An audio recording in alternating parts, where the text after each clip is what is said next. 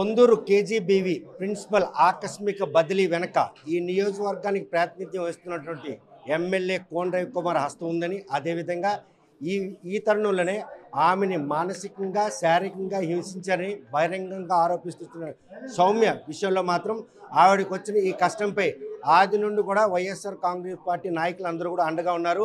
ఆమె ఆత్మహత్య చేసుకునే ప్రయత్నం కూడాను ఈరోజు హాస్పిటల్కి వెళ్ళి పరామర్శ చేశారు. ఈ విషయంపై మాత్రం ప్రస్తుతం ఈ వివాదం సౌమ్య వర్సెస్ కోన రవికుమార్ కాకుండా ఆమదాలవలస నియోజకవర్గంలో చింతాడ రవి వర్సెస్ కోన రవిగా వివాదం మారిందండలో ఎటువంటి అతిశక్తి లేదు. రెండు ప్రధాన పార్టీల మధ్య ఈ సౌమ్య వివాదం మాత్రం ఈరోజు పంచాయతీ చేరింది. ప్రస్తుతం ఈ వివాదం ఏ విధంగా వెళ్తుంది? విదేశీ పర్యటనలు ముగించుకుని వచ్చినటువంటి కోన రవికుమార్ మాత్రం నిరాధారమైన ఆరోపణలు తనపై చేశారు. వారు ప్రతి ఒక్కరిని కూడా ఎవరిని విడిచిపెట్టేది లేదు. న్యాయపరమైన పోరాటం చేస్తాం, పోలీసులు ఫిర్యాదు కూడా చేస్తాం, క్రిమినల్ కేసులు కూడా నమోదు హెచ్చరించాం. మరి ఈ విషయంలో ఆమెకు అండగా ఉన్నటువంటి ఆమదాలవలస నియోజకవర్గం వైఎస్ఆర్ కాంగ్రెస్ పార్టీ ఇన్ఛార్జ్ చింతాడ రవికుమార్ మనతో ఉన్నారు. చూస్తే కనుక నిన్న వస్తూనే మూకుమ్మడి దాడి చేసిన ప్రతి ఒక్కరు కూడా మూతోడు జవాబు చెప్తామని చెప్పి కోన రవికుమార్ హెచ్చరిక జారీ చేశారు. ఎలా వెళ్ళబోతున్నారు సౌమ్య విషయం? అంటే ఇది ప్రజాస్వామ్యం. ఇది ఆయన ఒక పబ్లిక్ రిప్రజెంటేటివ్. ఆయన గెలిచిన ఎమ్మెల్యేగా ఉన్నటువంటి రెస్పాన్సిబుల్ పర్సన్. అతను ఏం చేయాలి? అతను వచ్చి దాడి చేయకూడదు. అతని మీద వచ్చిన ఆరోపణల్ని ఆయన నివృత్తి చేయాలి. ప్రతిపక్షంగా మేము వెళ్ళమండి. ప్రతిపక్షంగా ఒక అమ్మాయి బయటకు వచ్చి, దళిత మహిళ బయటకు వచ్చి నాకు అన్యాయం జరిగింది, న్యాయం చేయండి అని చెప్పేసి మీడియా ముందు వస్తే ప్రతిపక్షంగా మేము ఇంట్లో కూర్చోవాలా? వెళ్ళమా? వెళ్ళి అడగమా? అడిగేసి న్యాయం కోసం పోరాడమా? పోరాడితే నువ్వు వచ్చిన తర్వాత ఏం చేయాలి? అది కాదు ఇది విషయం అని తెలియజేయాలి. లేకపోతే ఒక జ్యుడిషియల్ ఎంక్వైరీ వేయించుకోవాలి. అంతేగాని వచ్చిన తర్వాత నీ ఎంత చూస్తాను, నువ్వెంత, నీ సంగతి చూస్తాను, అది ప్రజాస్వామ్యంలో కుదరదు. ప్రజాస్వామ్యంలో అలా చేసిన వాళ్ళందరూ చులకనైపోతారు. కానీ అలాంటి వల్ల న్యాయం జరగదు. కానీ ఆయన ఆరోపణలో ఒకటే ఉంది, ఎటువంటి ఆధారాలు లేని ఆరోపణలు తనపై చేశారు. ఆమె ప్రత్యక్షంగా కలిసింది మాత్రం రివ్యూ కోసం పిలిచాం. కాన్ఫరెన్స్ కాల్లో మాత్రం ఈరోజు మిగతా ఇద్దరు ప్రిన్సిపాల్స్ కూడా ఉన్నారు. అవి ఎలా అవుతాయి? ఇలాంటి నిరాధారణ ఆరోపణలు చేయడం వరకు నన్ను బదనాం చేయడానికి నేను ఆరోపిస్తాను. లైంగిక వేధింపులకి సాక్ష్యాలు ఉండవండి.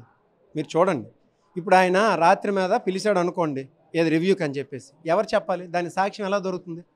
ఆయనకి రివ్యూ పెట్టే అధికారం ఎక్కడ ఉంది? ఆయనకి ఏ ప్రివిలేజ్ ప్రకారం వచ్చింది? ఏ బిజినెస్ రూల్ ప్రకారం వచ్చింది?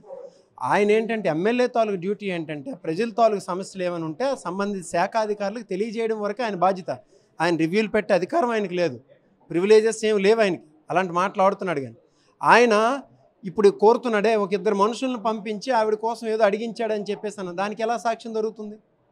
ఆయన ఎమ్మెల్యేగా 2 సార్లు ఉన్నాడు. చట్టం తెలిస్తే నిజంగా చట్టం తెలిసిన వ్యక్తి అయితే లైంగిక వేధింపులకు ఏమైనా సరే సాక్ష్యాధారాలు ఉంటాయండి? ఎవరో తీసుకెళ్ళి ఒక ఈవ్ టీజింగ్ చేస్తారు, వెనక్కి కెమెరా పట్టుకొని వెళ్తారా? తను ఇప్పుడు ఏం చేయాలి?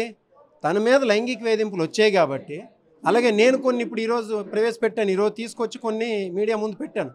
వీటన్నిటి మీద ఆయనకి నిజంగా చిత్తశుద్ధి ఉంటే, ఆయన సచ్చీల్డ్ అయితే, ఆయన క్యారెక్టర్ కలిగినోడైతే ఓ జ్యుడిషియల్ ఎంక్వైరీ వేయించండి. చంద్రబాబు నాయుడు గారికి ఒక లెటర్ రాయమనండి. మరి మీరు తెచ్చిన సాక్ష్యాలు ఏంటి? నేనా? ఇప్పుడు ఆయన సచ్చీల్డ్ అంటున్నాడు కాబట్టి ఇది చూడండి. ఇది ఆవిడ ఆయన పక్కన ఆలయంలో కూర్చున్న ఎవరు? ఇదిగో నేను ఆవిడ ఫేస్ ఎందుకు చేయాలి? ఇక్కడ మా నియోజకవర్గంలో ఉన్న వాళ్ళందరికీ తెలుసు ఎవరని. వాళ్ళ కుటుంబ సభ్యులకు కూడా తెలుసు ఎవరని. ఆవిడ్ని నేను ఆవిడ పేరు చెప్పను కానీ ఆవిడ కేజీబీవీలో ప్రిన్సిపల్. అంటే ఇంకో కేజీబీవీలో ప్రిన్సిపల్.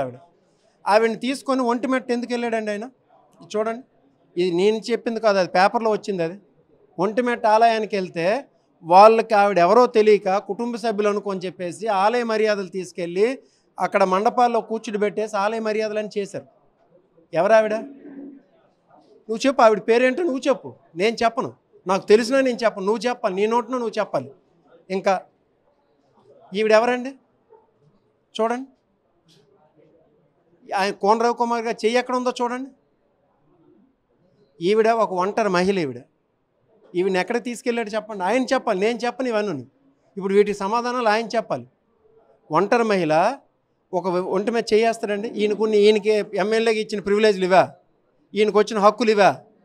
వీటన్నిటి మీద ఒక జ్యుడిషియల్ ఎంక్వైరీ వేయమని చెప్పాను. అదే డిమాండ్ చేస్తున్నాను. ఈ నిజంగా సచ్చీల్డ్ అయితే వేయమనండి, చంద్రబాబు నాయుడుకి లెటర్ రాయమనండి, నేను సచ్చీలుని నా చాలా పెద్ద క్యారెక్టరు, అందుకు నా మీద జ్యుడిషియల్ ఎంక్వైరీ చేయండి, నన్ను నిరూపించుకుంటానని చెప్పమనండి, ఈయన ఫోన్లు తీసుకెళ్ళి సబ్మిట్ చేయమనండి, అప్పుడు ఆయన సచ్చీలత నిరూపిత అవుతుంది. చూస్తే కనుక ఈ సౌమ్య విషయంలో ఆ రోజు ఒక యువకుడు కాళింగి యువకుడిని ప్రేమించి మోసపోయాను, ఈరోజు ఒక కాళింగి ఎమ్మెల్యే చేతిలో ఇలా మదనపాడు గురయ్యాను, మరొక కాళింగి వ్యక్తితో ఈరోజు న్యాయం జరుగుతుంది. అంటే ఈ ముగ్గురు కాళింగుల ట్రయం ఈరోజు ఆ సామాజిక వర్గం మీద చాలా ప్రభావం పడుతుంది. ఈ వివాదం 2 సామాజిక వర్గాల మధ్య తలెత్తే వివాదంగా తెరతీస్తుంది. కాళింగ్ అని ఎందుకండి వస్తుంది ఇక్కడ? దానిలో అనడానికి ఉంది, ఆవిడ ఎవరిని చేసుకుంటారని నాకేం తెలుసు, అది అంతుంది, ఆవిడ ఏం చేసుకుందో ఏంటంది, ఆవిడకి అన్యాయం జరిగిందని చెప్పేసి ఆవిడ మధ్యకు వచ్చి మీడియా ముందుకు వచ్చి చెప్పింది. ప్రతిపక్షంగా అది మా బాధ్యత. ఒక డిప్రైవ్డ్ పర్సన్ ఎవరు ఉన్నా ఆవిడ దగ్గరికి వెళ్ళి మేము ఏంటని తెలుసుకొని ఆవిడకి అండగా నిలబడాల్సిన బాధ్యత మాది. ఆ విషయంలో ఆ సామాజిక వర్గం పేరు ఎత్తడం, ఇప్పుడు ఆవిడ ప్రేమించి పెళ్లి చేసుకుంది, సంసారం కూడా చేసింది, ఆ విషయం నాకు తెలియదు, ఆవిడ బ్యాక్గ్రౌండ్ ఏంటని కూడా నాకు తెలియదు, నేను ఆ విషయాలు కూడా అడగలేదు, ఆ విషయం కూడా నాకు తెలియదు కూడా, ఆవిడ ఎవరిని పెళ్లి చేసుకున్నారు, ఆయన ఏ క్యాస్ట్ అని కూడా నాకు తెలియదు, వాస్తవంగా తెలియదు. చూస్తే కనుక ఆమె పనితీరులో లోపం ఉంది. తల్లిదండ్రులు తోటి ఉపాధ్యాయులు ఇచ్చిన ఫిర్యాదు మేరకు ఈరోజు నివేదికను కలెక్టర్కి ఇచ్చారు, ఫిర్యాదు చేశారు. కలెక్టర్ పక్క నివేదిక ఆధారంగానే ఆమెను ట్రాన్స్ఫర్ చేయడం జరిగింది. కోనరవి వేధింపులకి ఆమె బదిలీకి కలెక్టర్కి కోనరవికి నెగోషియేషన్ తీసుకోవాలి, లేదా కోనరవి రివెంజ్ మీదుగా ట్రాన్స్ఫర్ అయిందని. సార్ ఇప్పుడు ఏమైనా కానీ ఒకవేళ ఆవిడ సరిగ్గా పని చేయకపోయినా అవకతవకలున్నా ఖచ్చితంగా డిపార్ట్మెంట్ పరంగా యాక్షన్ తీసుకోవచ్చు, దాన్ని ఎవరు అబ్జెక్ట్ చేయరు. యాక్షనే ఈరోజు ట్రాన్స్ఫర్గా కలెక్టర్ నిర్ధారించారు. చేయండి, నేను దాని గురించి కూడా అనట్లేదు, ఆవిడ ట్రాన్స్ఫర్ గురించి నేనేం మాట్లాడలేదు. ఆవిడ వచ్చి ప్రెస్ ముందుకు వచ్చి ఒక 3-4 ఆరోపణలు చేశారండి. కోన రవికుమార్ నన్ను మానసికంగా శారీరకంగా వేధించాడు, కొంతమందిని పంపించి ఆయన కోరికను ఏదో తీర్చమని చెప్పేసి వాళ్ళ ద్వారా అడిగించాడు, నేను అలాంటి మహిళను కాదు, అందువల్లే నాకు ట్రాన్స్ఫర్ చేశారు అని ఏడ్చుకుంటూ ఆవిడ మీడియా ముందుకు వచ్చి చెప్పింది. మేము మా పార్టీ అయినా నేనైనా దాని గురించి మాత్రమే మాట్లాడుతున్నాం. ఆవిడ ట్రాన్స్ఫర్ చేస్తే చేయకపోతే చేసుకోమనండి, డిపార్ట్మెంటల్ తాలూకు ఇది, అది అడ్మినిస్ట్రేటివ్ గ్రౌండ్స్, అది ఆవిడ తప్పు చేస్తుంటే ఖచ్చితంగా యాక్షన్ తీసుకోవచ్చు. ఈయనకేం సంబంధం అని, ఈయనకి ఏవైనా ఫిర్యాదులు వచ్చి ఉంటే కలెక్టర్కి చెప్పమానండి, ఎమ్మెల్యేకి రివ్యూ చేసే అధికారం కూడా లేదు. ఏ ప్రివిలేజ్ ప్రకారం అండి? రాత్రి 11 వరకు ఆవిడ అన్నట్టు ఆవిడ రాత్రి 11 వరకు ఆఫీస్లో ఉంచారు, ఏ ప్రివిలేజ్ ప్రకారం ఉంచారు? ప్రాథమిక హక్కులు ఇంపార్టెంటా, ఎమ్మెల్యేకి ఉండే ప్రివిలేజెస్ ఇంపార్టెంటా? ఏ హక్కులను హరించే ప్రివిలేజెస్ ఎవరికి ఉండవు. నెక్స్ట్ రాత్రి మీద వీడియో కాల్ చేశారన్నారు, ఏ ప్రివిలేజ్తో చేసావు? నీ బిజినెస్ రూల్స్ చూపించు, ఎక్కడ ఉన్నాయి? ఏ బిజినెస్ రూల్లో కూడా ఎమ్మెల్యేకి రివ్యూ చేసే అధికారాలు లేవు, ఎమ్మెల్యేకి రాత్రి మీద వీడియో కాన్ఫరెన్స్లు చేసే అధికారాలు లేవు, రాత్రిలో ఒక ఎంప్లాయీస్ని తీసుకొచ్చి రాత్రి 11-12 వరకు ఇంటి ఆఫీసుల నుంచి అధికారాలు లేవు. అవి ప్రివిలేజెసే కావు, అవి ప్రాథమిక హక్కులను హరించడం, అది హరించే హక్కు ఎవరికి ఉండదు. ప్రజలకు ఉండే ప్రివిలేజెస్ కన్నా ఏ ఎమ్మెల్యేకి ఎక్కువ ప్రివిలేజెస్ ఉండవు. చూస్తే కనుక ఆయన ఇప్పుడు పోలీస్ కేసులు అదేవిధంగా న్యాయపరమైన పోరాటం సిద్ధం అవుతుంది, దాన్ని ఫేస్ చేయడానికి రవికుమార్ సిద్ధంగా ఉన్నారా? నేను తప్పు చేయనంత వరకు నేను ఈ విషయంలో ఏ తప్పు చేయలేదు. ఆవిడ చాలా క్లియర్గా ఆవిడ మీడియా ముందుకు వచ్చి చెప్పింది, నన్ను ఆయన వేధిస్తున్నాడు అని చెప్పేసి. ప్రతిపక్షంగా అది నా బాధ్యత, నేను వెళ్ళి ఆవిడకి కనుక్కున్నాను ఏంటి విషయం అని చెప్పేసాను. అండగా పార్టీ నిలబడుతుందని చెప్పాం, జగన్మోహన్ రెడ్డి గారికి ఇన్ఫామ్ చేశాం, మొత్తం ఆయన జరుగుతున్న సీక్వెన్స్లన్నీ చూసి పార్టీ ఆవిడకి అండగా నిలబడిందని చెప్పేసి పార్టీ ఆదేశించడం జరిగింది.